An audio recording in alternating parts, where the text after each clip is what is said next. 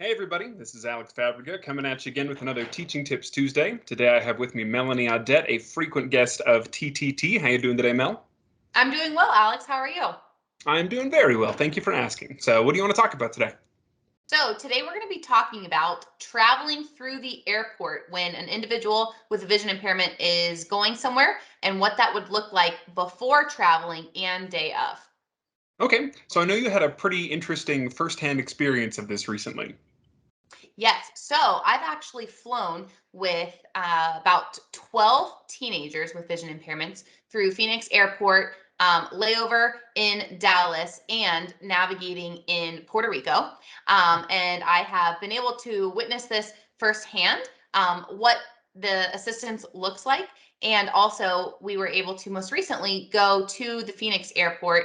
We were invited to come and have a tour, and we were able to bring a group from Foundation for Blind Children, and we were able to have an appointment where we got to hear a little bit more from some TSA officers themselves, to hear about the different accommodations available. Excellent. So, let's talk about the prep phases. So, you're a cane traveler, you're making a flight reservation. Is there anything you should do in that phase to get ready? Yes. So most airlines, when you're booking a flight, they'll ask you a bunch of different questions. So you're filling out your personal information. You're giving them, your name, your address, and whatnot. And they're going to ask you, do you require special assistance? And so each of the airlines may ask it in a different way or in a different part of the form. It may be in a follow-up email where you have to modify your ticket and add that in. But all of them do want to know: is there going to be some sort of special, or is there going to be some sort of assistance that they can provide to you, and they want to know that in advance. Okay, so you've filled that out with your airline. Is there anything you should do to sort of prepare TSA?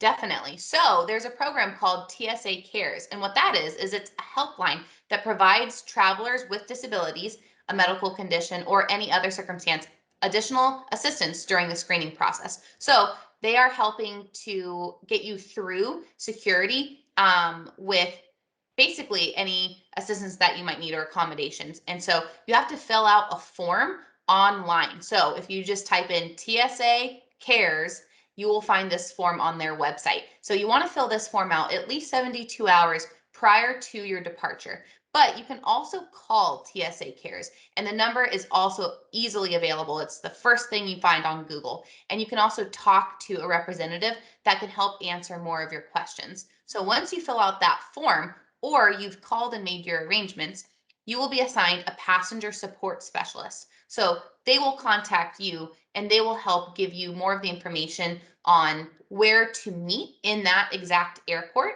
to help begin the process through checkpoint. Okay, so we've done our prep work. Now it's day of travel. We've arrived at the airport. We have met our what'd you call them? The assistant? Passenger support specialist. Passenger support specialist. You've met them at the airport. You're going up to security. What should you expect then?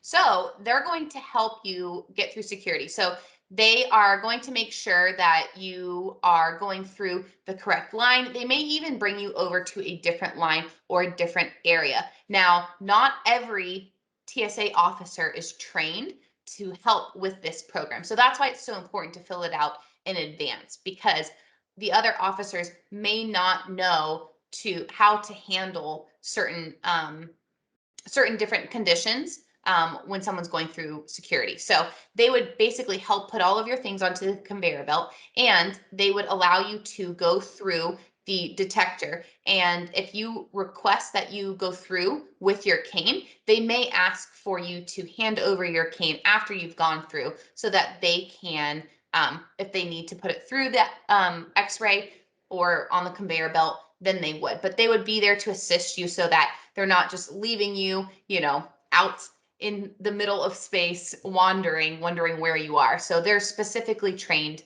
to help you. Okay, so now we're through security. Our cane has been inspected. How are we going to get to the terminal Sure. or So to our at this specific gate? Yeah. Yes, exactly. So at this point, is where your passenger support specialist would leave you.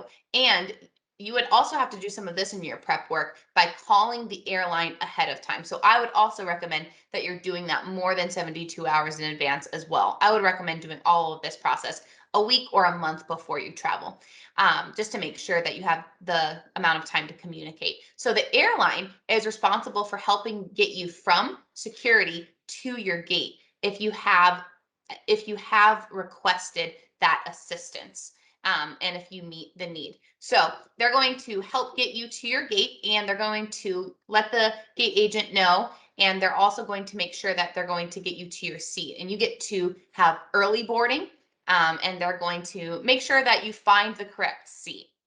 So Ooh, there's if no you braille on any part of an airplane I have ever seen. Yes, I was thinking the same thing. So if they're not going to have braille on the overhead bins of where everyone's seat is going to be. I mean, I get confused almost every time I get on a plane. Where's seat B or whatnot, or where's my row? So I find I check every like 4 steps and I look at my ticket. It's like, oh, it's still 26B, still 26B, yep. still 26B. Yeah. I still All right. have 20 more rows to walk by. Yeah. So you've taken off, your gate agent or probably a flight attendant has taken to your seat. You've flown. Let's say you have a layover. How are you going to get from gate to gate?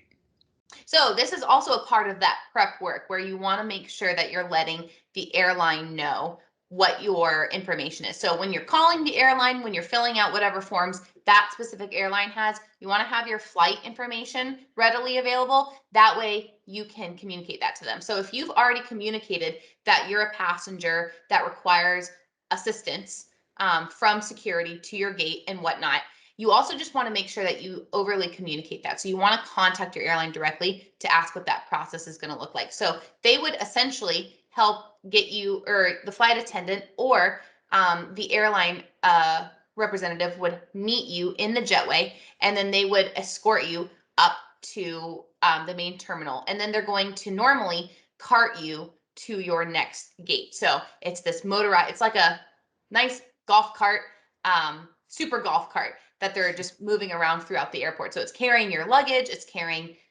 you and the agent, and you are able to just kind of bypass all the lines. I think it's great. I always am looking at them thinking, I always try to follow right behind them when I'm in the airport because it's like parting the Red Clears Sea. the path. Yeah.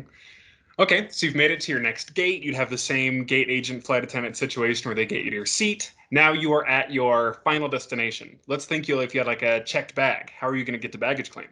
So this is also a responsibility of the airline. So there are federal guidelines that the airlines have to adhere to. So upon arriving to your destination, the airline would assist you from your seat to baggage claim area or the terminal entrance, even as far as the vehicle pickup location. So this is a really great accommodation that they've set the standard for, to just make sure that traveling is very accessible.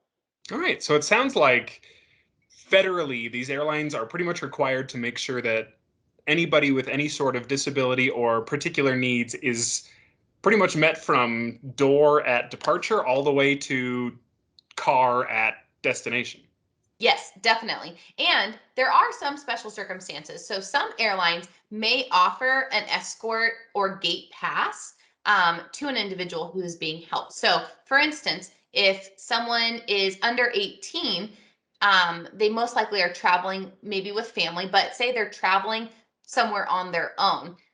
They can have a family member that can obtain a gate pass through the airline to get through security and help get them to their gate. So if a family member really just wants to make sure that their child is getting on the correct flight and they want to be responsible for that, they can get a gate pass. So they would do that at the airport. They would go after they've made arrangements and communicated that with the airline. They can obtain the gate pass, and they likely would get that from the ticketing booth. Neat. All right, well, that is a very thorough explanation of that process. Thank you very much. You're welcome. Now, this is normally where I would ask what your favorite part of your job is. We've had that Well, conversation before. people probably don't ask you very often what your favorite part of your job is. That is very true. Thank you for asking. I feel very cared for. So, what My is your favorite favorite part? Okay, yeah, my favorite part of my job as a TVI O&M is the variety I can expect in a week. I can go from working with a preschooler on their braille, next directly then working with a high school senior on their cane skills and a complicated bus route. So I really like that with a real full dense caseload, every single day looks radically different and it keeps me focused and engaged. Thank you very much for asking. I appreciate Yeah, that. no, I think that's a really great part to love about your job. You better love that part if you work, especially as an itinerant Yes, TBI and O&M. definitely, definitely. All right. Well, thank you so much for coming on and explaining this whole airport transit process to us, Mel. You're welcome. It was a pleasure to be here. And thank you all, everyone at home, for watching another episode of Teaching Tips Tuesday. We're going to include links to TSA Cares in the comment or in the description below, so check that out if you have a need for it. And I hope to see you next week. Bye.